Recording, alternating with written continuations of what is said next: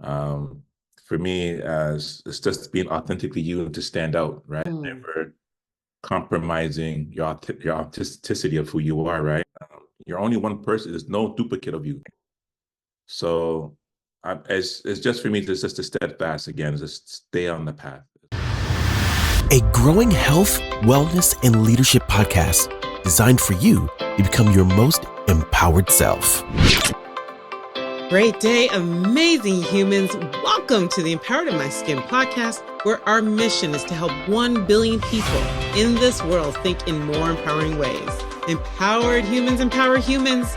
So you are the right spot to become a lead domino for empowerment today. So let the show begin.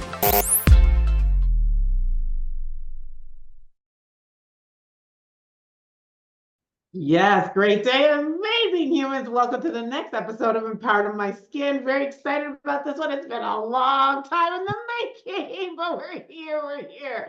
And our guest today is a visionary whose life embodies the fusion of creativity, activism, and community engagement. Hailing from the United Kingdom, I didn't know that. His roots trace back to the vibrant heritage of Jamaica before finding home in the vibrant streets of Scarborough. Over 3 decades, he has painted a tapestry of visual narratives that not only celebrate the prowess of Black athletes and entertainers, but also serve as a potent catalyst for social change.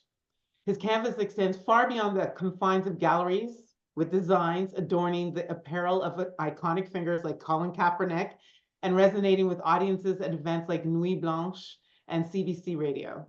As a part-time professor, he instills the same passion for art and advocacy in the hearts of future generations at Sheridan College. And I love how some of these kids are sharing their stories. But I trust now that you are so excited to learn more about our amazing guests. Please join me in a gigantic, big podcast welcome for Mark Stoddart.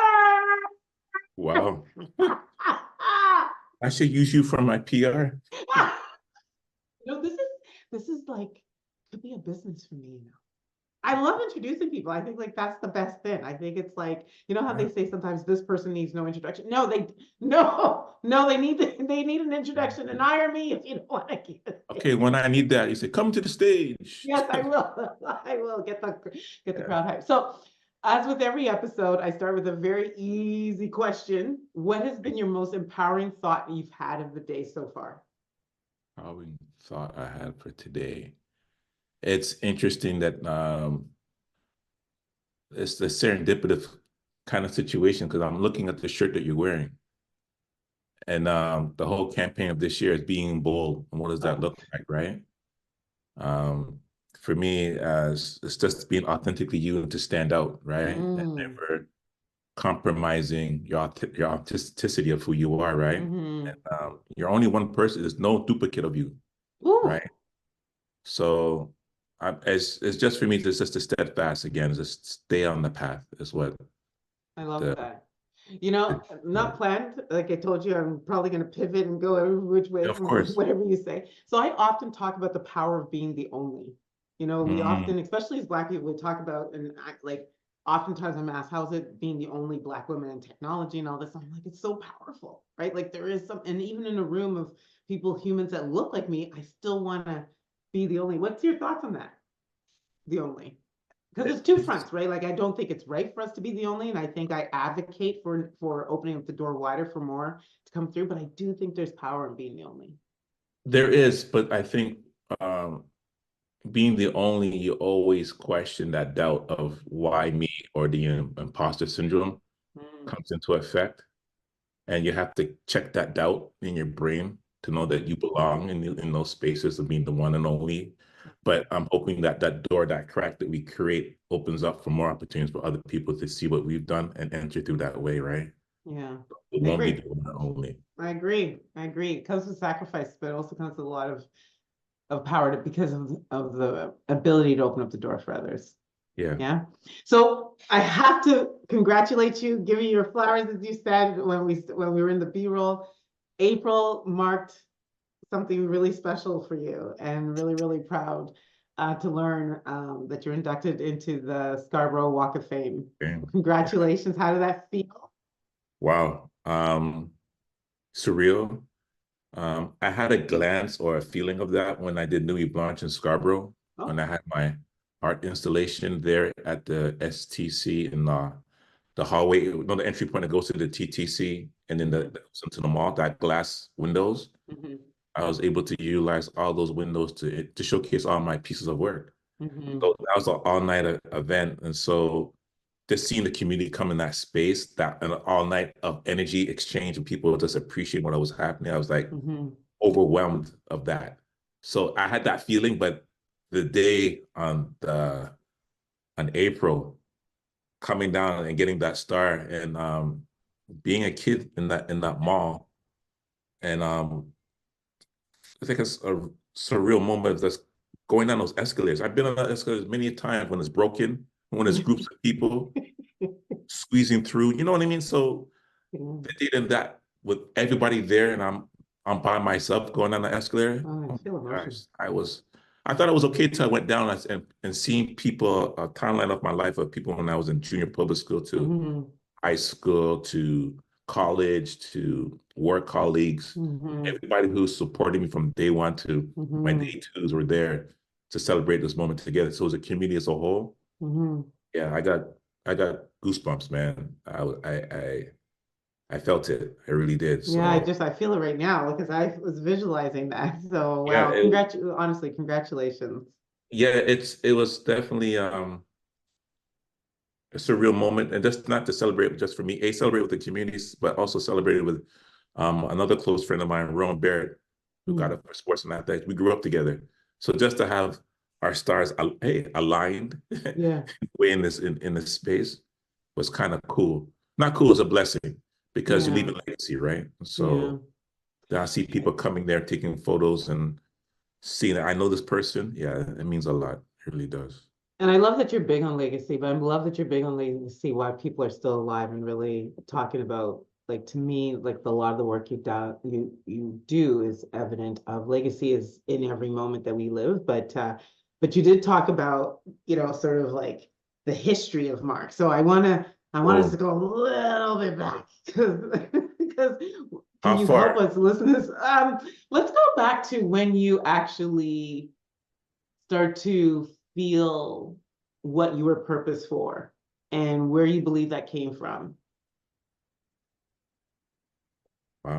I think where it came to kind of fruition a little bit is the moment when I created my first leaving high school.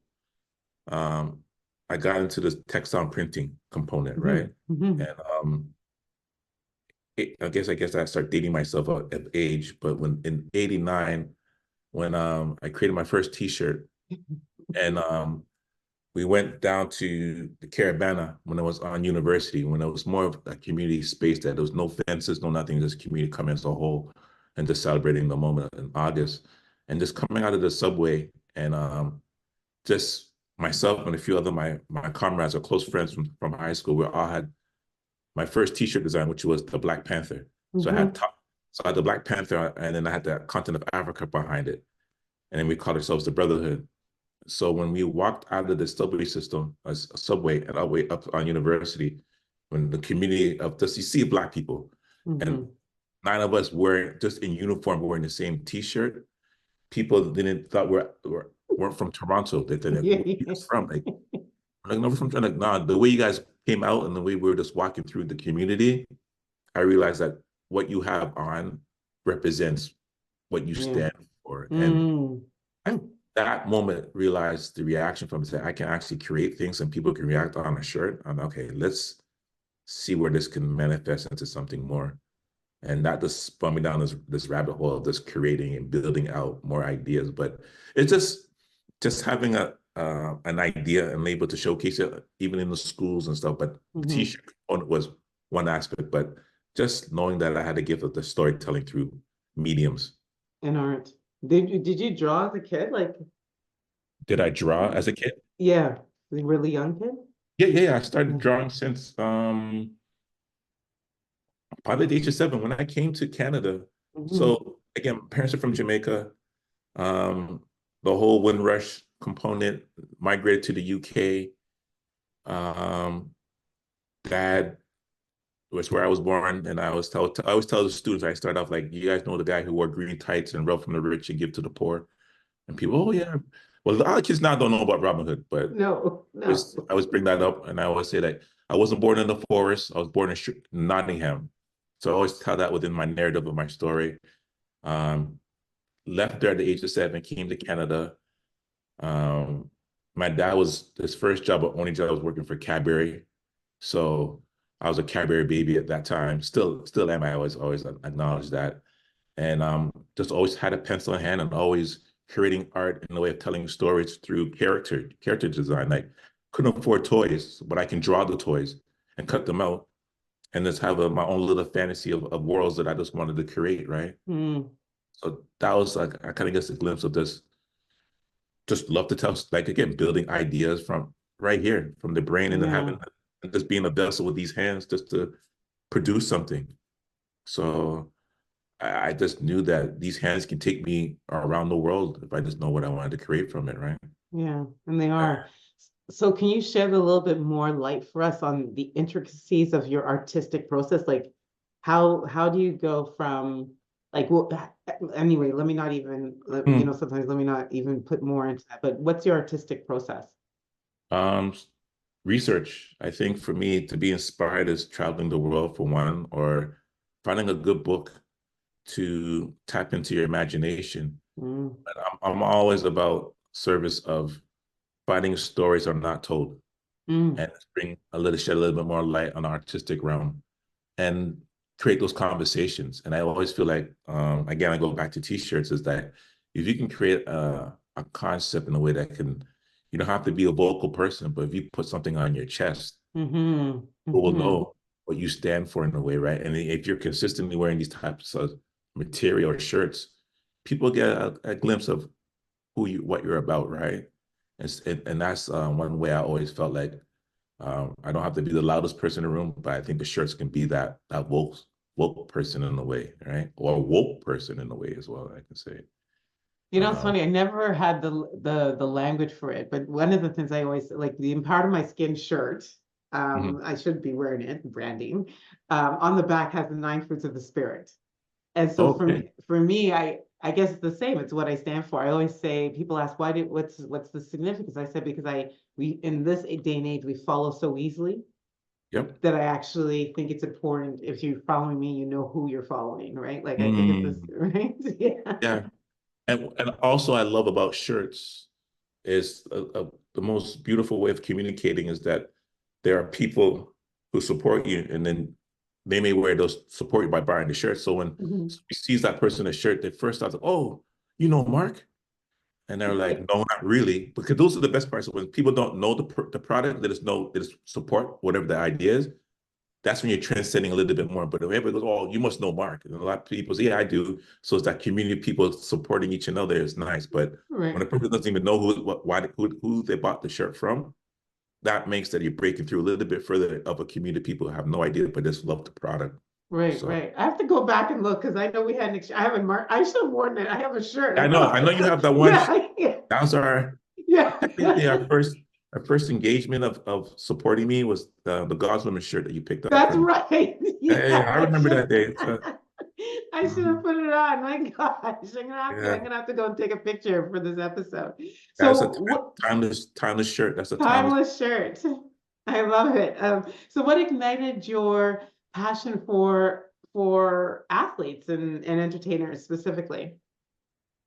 It's always been the thing that I always loved. I always loved athletics. There's 3 A's in my life. There's activism, arts, and I say actually almost got stumped here. Activism, art, and athletics are the 3 A's of my life, right? And basketball for me was always, or basketball or soccer was one of the 2 loves that I had. But growing up, you can be so good at the age of 18 or 19, then you hit that glass ceiling. Now kids have opportunities of going somewhere. Us at that time, if you're at that stage, if you haven't made it through, it's going to be even harder for you. So I got to play basketball at Sheridan for a year and a half. Phenomenal story from that, winning nationals and stuff like that. But My school marks were dropping, and I had to make a choice that if it's going to be basketball, it's going to take me somewhere, or it's going to be the arts. So I decided to quit basketball to focus on my art career, right? And, but I always knew that transferable skill, or not even skills, but even the energy of being competitive. I realized if I can just take that same energy, and I always tell these young people who love the sport, if when the time comes when you can't play no more, what you do with all that energy. Yeah. You can't play with it. You got to exchange it to something else. So I always took that same energy of the sport. If I can't play, I'll create it. Wow. So I'll just create images of sports, athletes, wherever that was, and tell the story through that, being competitive, right? So just keep that competitive edge. So that never changed. Like it's always been that. And up to this day, like I love watching the game. I wish I could play it. Mentally, I think I can. Mentally, you're dunking. Yeah, I'm always envisioning things, but try that. It's like going to the club and think you can dance the way you want to dance. You can't do it. So I know in my head I'm like the best Afrobeat dancer, man. you know what it means, but if you record yourself, you're like, what the hell is going on right now? Right. So I already know. Just stay in my head. Yeah, I know that it ain't happened to me on the basketball court. Or even today, this morning, I'm getting off topic here, but I always go to the gym and I look at the mirror and see these young guys playing. And I'm always like, I want to step in here. But let me just go sit on the bike and ride. And just ride and watch them. I'm not touching that floor, man, because you can pop our Achilles tendon, all that kind of stuff. I ain't trying to be out for how many months. So no. So it's interesting. I have a question that just came up for me, just because I love talk about the gym. It gets me going, because I think some of the most some of my most motivating or inspiring speeches have come out through a workout. So I know I asked you earlier about your artistic process, and I think to our listeners, maybe there might be an assumption that you're always on, and you're constantly in this creative mode, and you can just snap out art. But I know that's, for what I do, I know that's not always on. And so how do you, what are your peaks and valleys, and how do you handle those moments where you're like, hey, nothing's coming to me? The ebbs and flows of life. Yeah. Try to, right now, since I'm not in school, I got 4 months off. This is the time to recharge, right? And get back in the gym is one. I've been sloppy off of that. I definitely see it when I take off my shirt, but I'm hopefully in time. But it's just creating a routine again, right? And finding things to get me going, and challenging myself to be more inspired to create. So gym, trying to read a good book. I love documentaries. It's always finding a new idea or a new concept. It's always been one of the things that get me going. And the one thing being a creative, like you can't turn off that brain, man. It's always on. I just have a better way of just trying to scheduling my brain in a way of prioritizing work life in a way, those passion jobs, and try to have a little bit of that fun of things that you need to do health-wise, because I think at age now, like we gotta take care of ourselves, right? Our bodies are temple, and we gotta find ways of like eating better, walking, like the small things, right, that I take for granted, right? And even one thing mentally is, again, I guess we'll get onto this as well, like for us as Black men, like going to the doctor, I know I'm going off topic, but just getting yourself checked to know that you're okay. So you're not going into these positions of selfishly keeping things in, not knowing that this could be things that are going on in your life you don't even know.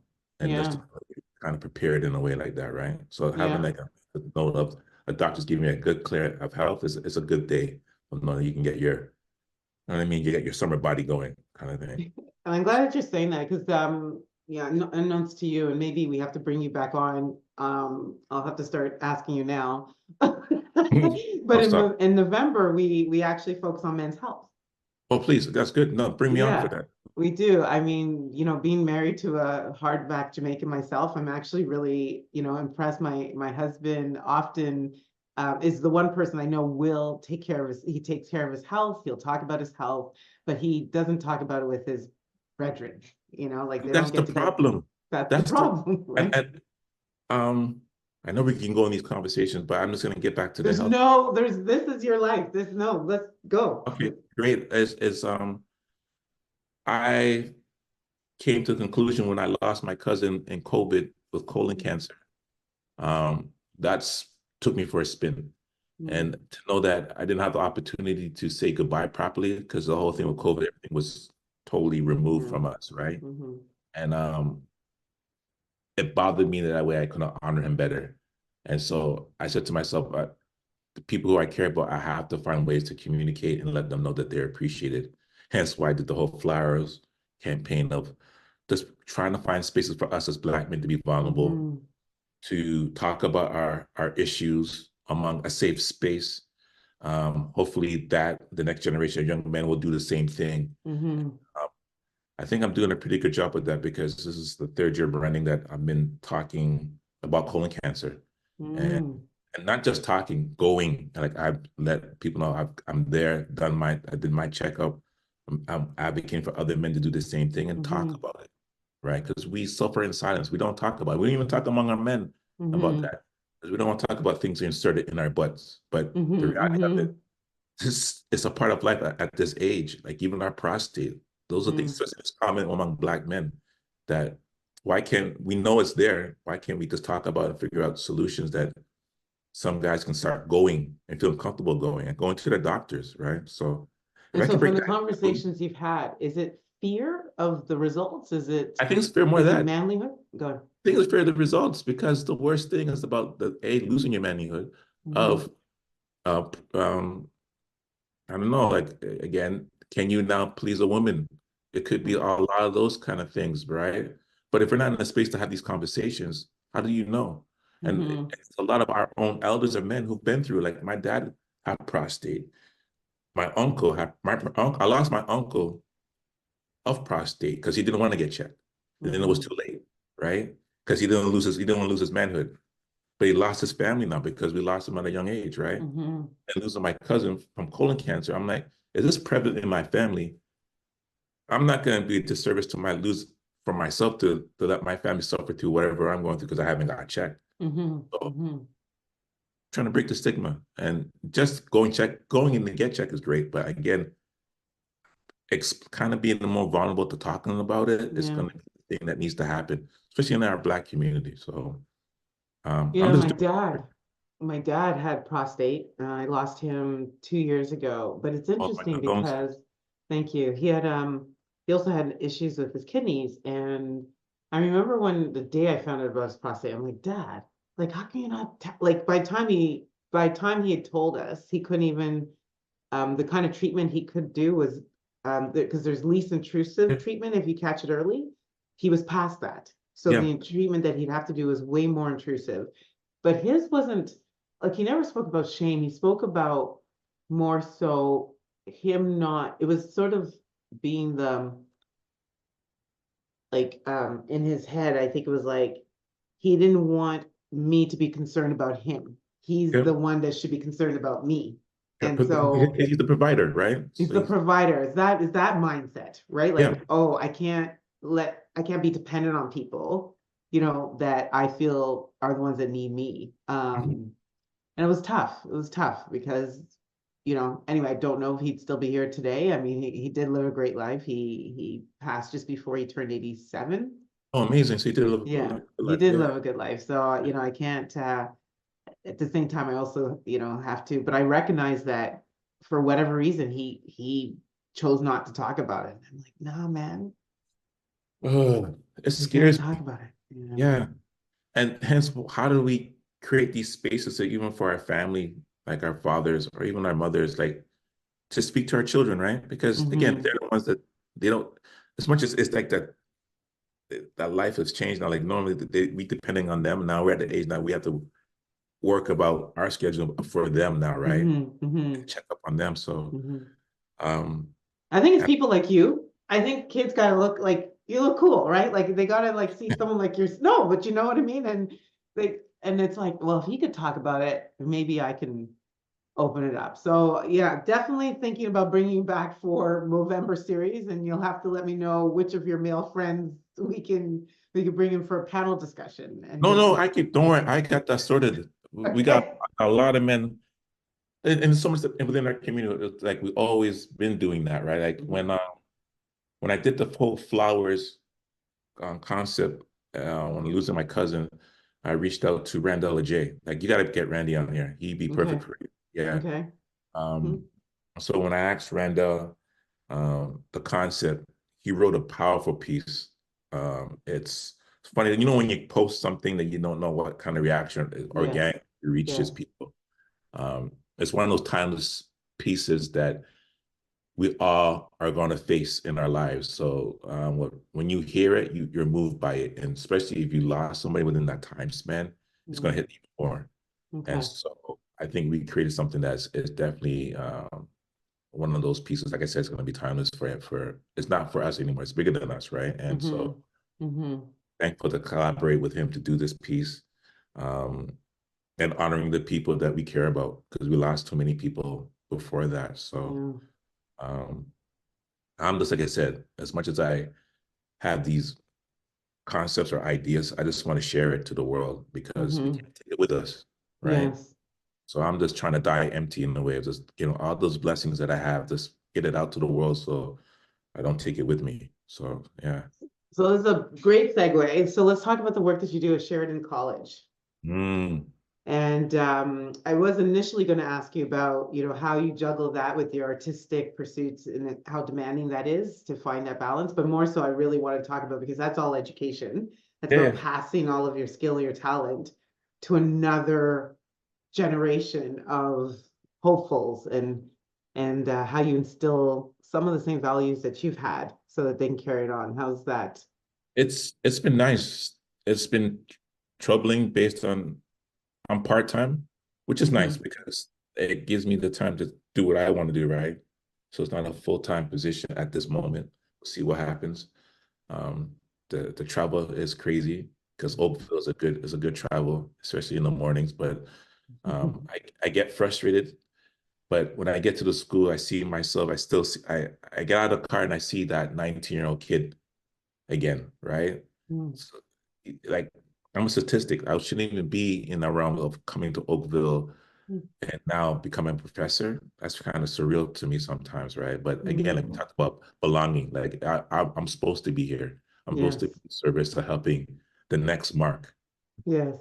Because I didn't have that coming to the school. So if I can kind of help some of these graduate students and give them some kind of these obstacles to avoid kind of scenario, and understanding that their gifts is something that you may be talented, you may be blessed with it, but like with anything, it's like going to the gym. You gotta train, you gotta practice, you gotta just that consistency. Like, what is it? How willing are you willing to put in the work of this gift and to share it to the world, right? And in the right way. I think we live in a world with AI now. Everything gets so complicated, and Just people. about to ask you, how do you embrace the technology with the work you're doing? Because I you love it. have, I think that it's a tool that if you're a creative, it's just supposed to be an assistance to you. Okay. It's like when the internet came in. When the internet came in, we didn't know what was this whole realm, what's going on, right? If you learn to know what the tools are and learn to apply to your needs, I think you'll be okay. But if you don't have a purpose or an idea of what you're creating, you're just mimicking because you're just looking for the fast dollar, then yeah, you're part of that. You're part of that system.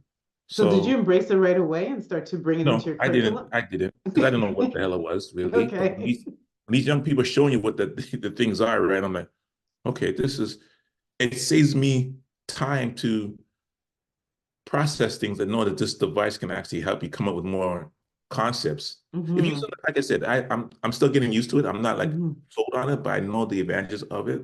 So it's not going nowhere. So it's here. Yeah, it's going to get bigger. I really love, and this is by no means like Microsoft branding, but I really love how Microsoft has sort of branded Copilot, right? Because it is a companion, right? And if you can figure out, okay, this is my skill, this is my talent, and within that realm, these are all the things I'm willing to, quote unquote, I'm going to say outsource to my companion. Yeah, Like exactly. Yeah, that's what it is. It's like having that Well, outsourced vehicle. Yeah. it is, but as much as we talked about this, and then like I tell the students, like this tool or this thing is outsourcing, but one thing is missing. It's missing a soul. Yes, yeah. And It you're has no that. connection. So you, as the person, as the caretaker of this, like you got to think about being intentional of what you're producing and how it's going to impact people. Mm, So it comes back to the beginning of creating. Like, what are your thoughts? What are your research? And what are the things you're pulling into this device to build out? And the reality of it, sometimes this machine, who built this machine? It wasn't Black people. So there is an entire motive behind these AIs, right? So we got to be mindful of what's being created behind this, right? mm-hmm. So again, it's just really go a little bit more deeper and really, like I said, being intentional of what you're putting out there to the world. Mm-hmm. But that's what I normally, when I get to class, I share that idea of storytelling, right? Of really be intentional of the mark making. It's literally like my name. Like I said, these, like, what are you creating? Like these imprints that people are going to be to remember you by, right? Mm-hmm. Because, again, you can't take it with you. So you got to create the Mm-hmm. things that people can remember. You're a piece of your legacy of what you've done. Mm-hmm. So again, it's just like, again, I keep repeating that word, but you just got to be mindful of what you're putting out there to the world. Yeah, legacy matters. In fact, Fully. crafting a lasting legacy is the name of your episode, by the way. So what if, as you look at, your repertoire of work, what are some of the, I guess, maybe the collabs you've had, the alliances that you've built along your Wow. journey that have had the biggest impact on you, that when they showed up, it's like you have to take a step back to reflect and say, wow. Wow. There's so many. Well, wow. I can say that the internet is a beautiful thing if you use it in the right way. I made many great contacts that built into some real bonds of friendships of people Mm, that if I step back and like, yo, I actually able to actually align myself with these people. But I think it started from, like, as you already know, like relationships within our own community, like mm, Julie, from Socks, from people that they allowed me to share my gifts in the way of building their brand. And so that kind of builds a little more self-confidence that I can get these particular jobs from other people. yeah. Um, but I can, right off the top of my head, is my relationship with Dr. John Carlos has been one of the Mm, biggest mentor of my life, of who he is as a man and what he stood for.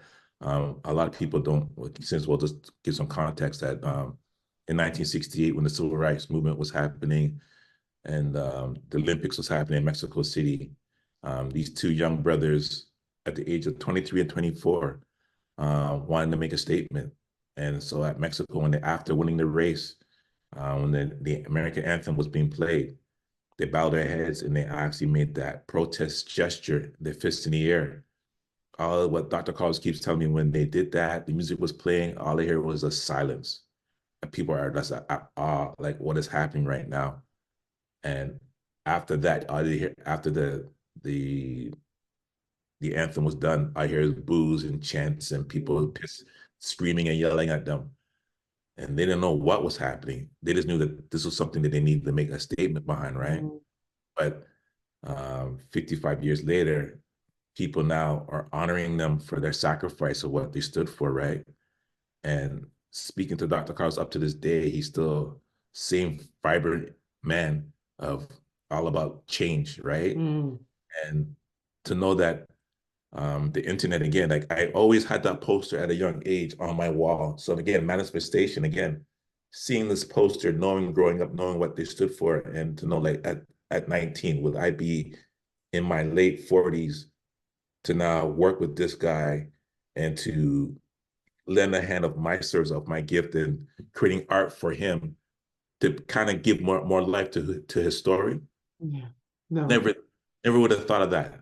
But it's interesting, in May, it's like 12 years ago, because we've been working together. We went on a book tour with him. and we went back So you've home. been working with him for 12 years? Yeah, over a decade. Okay. Oh, wow. I know, pretty insane that. Wow. I know. It's just to see myself, and it was what's crazy with that journey was we went to England, went back home, Mhm. and I remember the day that we were going for lunch and we're at the London Bridge, just sitting there and kind of thing. And he goes to me, "Could you ever imagine that you'd be sitting here with me right now, having lunch back home from England, kind of thing?" I'm like, step back, I'm like, yo, I couldn't. I'm like, yeah, you're right. Like, but manifestation, man, those things that you want. It may not be the time that you want it to happen, but it's coming because you want just believed in it so greatly that you wanted something this shift to happen. So he's probably one of the biggest opportunities for myself to actually share my gifts with. From that, there's one gentleman which we all grew up listening to his music, Smith and Wesson, General Steel. That brother, I can go a full story about keep it short. Doing the flowers movement, he's seen what I was about. I told him who I was through Instagram, send him off a DM. You know, these celebrities, they don't pay you no money. Like, yeah. And all they want is free product kind of thing, right? And I'm like, no, I'm serious. He goes, I love what you're doing. Send me some stuff. Send it to him. 3 months waiting kind of thing. This guy's not wearing my stuff. See him in a video. He liked it. I'm like, okay, this is something. He goes, and he goes to me, I want to be your ambassador. Like, what do you mean? Like, so here's me. What's the catch? Like, nobody asked for the bees. Somebody you looked up through his music and I wants to be my ambassador. He goes, no, I like what you're doing. I think we can definitely collab. So he goes, your video doing for flowers. I want to come down. I'm like, oh shit. Okay, how much do I have to pay for you to come down? Like you're asking, like, I don't have that kind of money. He goes, no, I'm coming to support you. I don't want no limelight on nothing. I just want to come support you. I'm like, what the flip? What's the catch on this, right? So that moment. Is this all IG interaction or are you taking? No, so after IG, we finally talked on the phone. Yeah. He goes, I normally don't talk to nobody, but I think that there's something about us, what's going on. I'm going, and he's like, he's come out of his own comfort zone. Yeah. And so before coming, this is again, like these omens that we get. I'm thinking to myself, he's not coming because the flight was canceled, blah, blah, blah. Then his wife calls him and says, she's at work. And then she noticed, and we talked about connecting with people and not knowing. Yeah. She sees somebody wearing one of my t-shirts that she has in New York City. No, you're lying to me. No, this is the honest truth. The same day he's flying to come to New York, come to Toronto.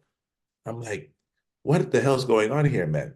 So then she makes this contact or connection with somebody who's from Toronto working in Washington on a movie set, wearing one of my shirts that she has. And so I felt good that he has to come down. You can't even make that up. No, you can't. I shit you not. And let me get to the best part of this whole thing. So now he comes in. Now we kick it. We're gelling. He comes to the video, and then we're just not connecting on just getting to know each other. Come to find out, like his real name, and I can't really put it out there, his real name, but his real name means beloved. So my whole campaign is all about being beloved, the beloved movement. So I'm like, whoa. So he goes, this is one reason why I'm down with this whole process, because of the word that you use, this word beloved. And then we just, out of small talk, goes, Mark, when's your birthday? I go, December the 17th. He goes, I'm the 18th. So we're both Sagittarius, a day apart. From that moment, that's my brother. Like, I love him to death. Like we're solid. We're solid. Wow. Yeah. It's so crazy that even like the new album that's coming out this year. Don't tell me same year. No. Okay. I'm older. I know that would have been over the top, but no. Yeah. But so now we're like blood brothers. Like I'm the 17th, he's the 18th. They asked me now to be involved in helping them do for the new album LP called Infinity. I did all the creative packaging for them. Wow. So It's You just those just never short know, moments, man. right? Yeah, you just don't know. You just put positive energy. Like so many stuff that's coming my way that I'm like, wow, to give You thanks. know, Like, I will be honest with you. As much as that whole story is great, it had to start with you just saying, you know what? Let me just send him a DM. yeah, Let me I just, I was what, just the you guy know how who many was just a people, fan. I stopped from sending people DMs. There's some people I haven't sent a DM that I should just send a DM You to. have to. It's so many people. It's all about timing and again being intentional. Mm. And I already have my script already set up to when I send it, I know when I'm drafting because I'm not thinking out my ass. I'm like, tell them who I am. It's like that whole sales pitch. What I'm about, what I think, why we align. And if they respond, they respond. There's so many people like just recently I sent a note because it's all about getting the reaction from them. Like Yeah. DOC from Dr. Dre. DOC is another Yeah. famous hip hop artist. Yeah, Yeah. that reached out to me. I'm like, yo, this is crazy. Right. And I'm like, yo, I'm just a guy who has 3,000 followers, but just do my little thing or whatever. But you can hit people if you're doing it You right. know, I'll be honest with you, it has nothing to do with followers. I think there's an energy. There's Yeah, an man. energy that's bigger than just the number of people that have hit follow. You get what I'm saying? I agree. I totally agree. So Well, I I don't know. I'm just in a space of gratitude, yeah, understanding that I gotta just keep doing the right things and just keep connecting. And like I said, I think Julie says it best. She goes like, you're building bridges, not walls, right? yes, yeah, yeah, And that's all I'm trying to do is just bridge people together, just be the connector of community and just trying to align the right people at the right place and just create a movement, create a different experience. I think that yeah. we get so comfortable of doing the same old, um, just shit. I'm sorry for swearing, but it's just to, Yes, no, we're not trying to push ourselves a little bit differently to create a different environment of just figuring out how people can just live off something that's unique. yeah, We just have this cookie cutter formula of just doing things. I'm like, nah, I'm tired of that, man. I go against the grain. yeah. Try something different, man. Wow, love it. So I'm gonna take you into these rapid Yeah, thrivers. yeah. I know, No, like we didn't. I know. no. This was great. This was great. I love getting to know you more. So when you think of someone who empowers you, who comes first to mind? my parents, right? Um, for their position of family, Hmm. for them to still be together. I Oh, see a lot of friends who've how long is lost that? parents along the way. I think their love of companionship is important. That I see that empowers me. That I think that you, you just got to find the right people to keep you whole, kind of thing, right? Yeah, And I'm just appreciate the life that I have with them now because again, we don't have our parents for so long, right? So I'm just trying to get the yeah. best of them. And how So long yeah, have they been together? it's gonna be 56 years. Yeah, 55 or 50, yeah, 56 come up. Wow, that's incredible. That Yeah, is actually really incredible. That's beautiful. yeah. What is a daily activity that helps you stay empowered? Daily activity, waking up with gratitude, uh, Mm, daily activities. Like I said, now trying to get into the gym, try to create a proper routine. Um, I am social media. I know I shouldn't say this, but I just like I always got to find ways to be intentional what I'm posting, right? yeah. Hmm. Just getting the right reactions from people. Um, I think what keeps me empowered is like I know I'm pretty consistent. Like every Thursday, I do my positive quotes Mm, that I share to the community who wants to hear it from me. They don't respond. I'm not looking for a response, but there's sometimes you get somebody go, "This one got me. I really appreciate yeah. what you said." So, just staying consistent of your routine is important to me. I think it keeps me engaged and on track of things, right? Awesome. What is a book that's helped you with Ooh, your, it's yeah, a huge thing, thrive? man. And I recommend this to anybody, but the purpose behind this book, when you get this book, is this book is not for you. You have to give it to somebody else. And it's called The Alchemist, Pablo Coelho. Oh, Yeah. As a young man finding it's a fable and alchemy is all about taking brass and the metaphors, it becomes your gold, because right? yeah. Hmm. And It was Will so, Smith that put me onto that book. Yeah, it's alchemy is something we all have, right? And it's just like, what is it that you want to create to live your true purpose, right? And so Mm. for me, understand what alchemy is with me with my hands and creating these things and sharing it. I understand that's my purpose. And literally, like I said, leaving these initial marks as my first name, and then finding out my last name has the three letters that stand for is art. Mm. So Oh, I never, wow, look at that. yeah, I never even thought of that. That's awesome. Yeah, exactly. haven't heard that before. Didn't even Yeah. pick that up in the research. No, You it's said that funny. you said that in an interview before? No, no, like a young kid I did a workshop with told me, he goes, "Oh, we're having art with Mark again." I'm like, "Holy shit. I'm gonna use this, buddy." It's like I like, yo, I'm gonna use this name. So I run with the art with Mark. And it's all about leaving your mark with art. So Yeah, your yeah. mark is art. That's awesome. Yo, trust What is an app? Are we gonna say social media that helps you with your thrive and stay empowered? what is it? A proper app that you said And that like sure, what's an app? Yeah, yeah. it's yeah, I use IG, but I try to use it in the right ways. Yeah. It's an interesting like the amount of context of building that I have been able to make off of that is pretty it's good. Yeah. It's so I run with it. I run with it. And the last question is, as people like, especially, seeing your art out there, now a star, what is one misconception that people have of you as they see you, really thriving? Misconception. Um, I think that based off of my demeanor, people think I'm always serious.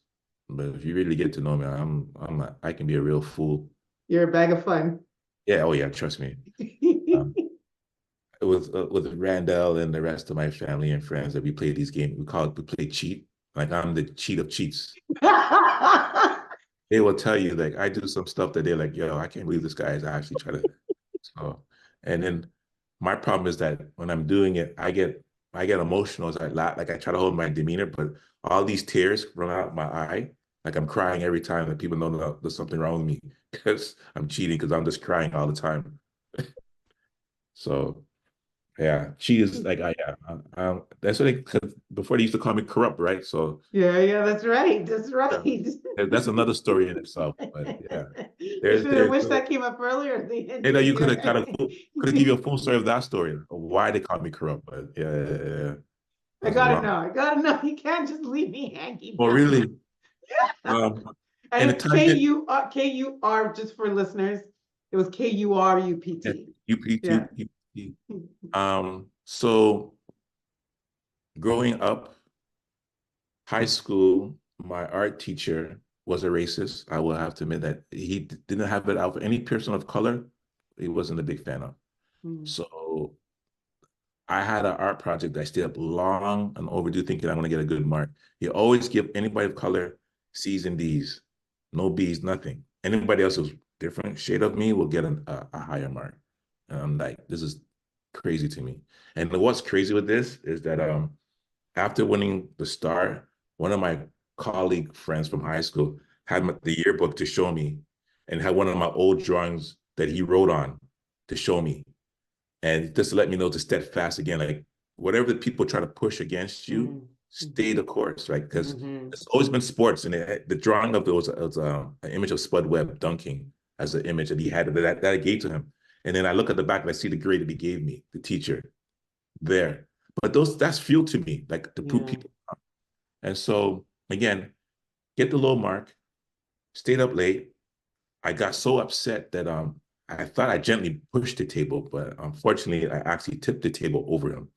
So at that time, Black students in Scarborough, they always try to find ways to send kids to go to like Osler, Borden, all these vocational schools. Mm-hmm. They didn't want Black kids in high schools and in those particular schools. So they really wanted to get me out of the school. But I was good in basketball. There's no way they're trying to get rid of one of the top players that they wanted to keep. That's number one. Two, my mom, she went to the actual MPs to actually fight for me not to get suspended. My guidance teacher, Mr. Campbell, also fought for me not to get suspended. And so my guidance counselor had this book of, when you had these grades showing your grades from when you're Yes. okay. So he was showing me, like, the teacher even wrote in it, Mark has a snowball chance in hell passing my class. So he just wasn't wavering of who I was, and just wanted to see me fail. And so I remember him telling my mom, like, Mark is so corrupt. And my mom goes, no, the system's corrupt. Mm-hmm. So when my mom said that, it just kind of knew, like I said, that when people get to know me, there's two negatives makes a positive. Mm-hmm. Society and the word. So I use those two words, and when you get to know me, you realize that I'm not corrupt. But I played on that as a way of using that for my branding at that early stage, which you got to know me as at that time. Yes, I was so corrupt. I was like putting that in my designing and stuff. But now I don't use that word no more. So there you go. Yeah. But I always had a positive connotation for me, by the way. I never, like, when I think about it, I thought it was like really cool. I was like, I know. Yeah, like, that's corrupt. Like, that doesn't sound like, you think of the word like, nah, but I mean, not even close to that, right? I love it. Thanks for the history. And so where do we find more of you online? Oh, again, social media again. Liwi, which is LIWI 68, is one of my handles, but to know my personal page is M Stoddart. This is MSTO 2Ds ART 68. My website, which is simple, is LIWI 68, which is Live It Wear It. And what else you can get me at? Facebook is Mark Stoddart, but normally the website is the easiest. It's the easiest thing. LIWI. And it's all connected. And I will put all the links in the show notes. Perfect. And so this podcast is called Empowering My Skin. We'd love to know what that means to you. Empower my skin. Wow. It's funny how you use empower, because within my own branding, I have educate, empower, unite. And that's the whole thing, with educating the mind, empowering the body, so the souls can unite. So empower means is like all of us coming as one, because that's important. Is collectively, like Dr. Carlos always says, is that individually we can do things, but if we mobilize all of us together as one fist, it's a powerful impact of really making it an indent in society that we need to do. Because collectively we're not doing it, but together we mobilize and really empower ourselves. Yeah, you see that shift of change happening. Yeah. Wow. Well, thank you for allowing me to have. Stop this. This is. I'm allowed to say thank you. God says accept. But I think that it was a divine time that this needed to happen. It's divine time, but I thank you. I'm grateful. You wake up with gratitude. I know. It's hard to, like, it's one of those things that I learned. I just want to do the work. I just want to keep doing it. You are, but I'm allowed to say thank you. Yeah, I know. I'm sorry. Okay, I'm grateful. I'm very grateful. I love sharing energy with you. And, we're bringing you back. We're bringing you back for our November series. I love it. Yeah, I think that's important. I think bringing more men into a space to speak about this is so. Yeah.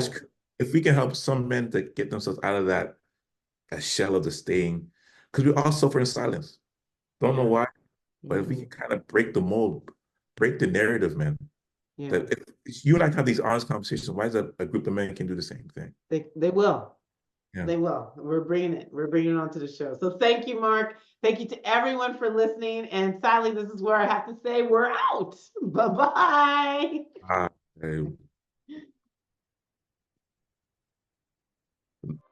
There you have it. I trust that you're feeling more empowered in your skin.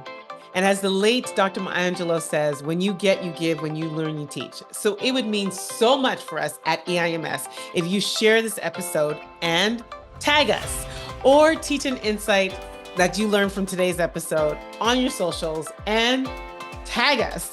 And remember to go over onto iTunes and leave us a review, or follow us on socials at Empowered in My Skin. But most importantly, don't forget to subscribe so you never miss an episode.